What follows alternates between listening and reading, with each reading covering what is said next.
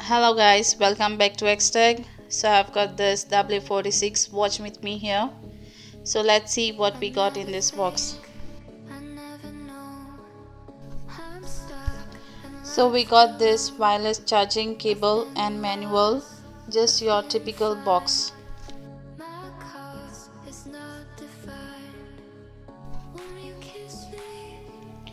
So here is the watch. As you can see, it just looks like Apple Watch.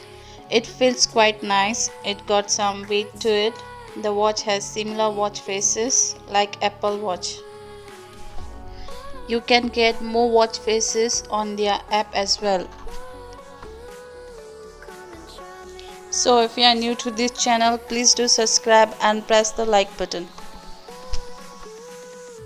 So the build quality is impressive at this price point.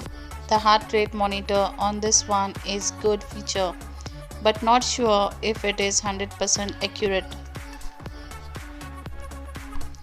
Battery life is pretty good. It got 280 mAh of battery, which is fairly good on a watch like this. So you got wireless charging on this one with their charging cable included in the box. So you can buy this watch at around 45 to 50 euros on AliExpress.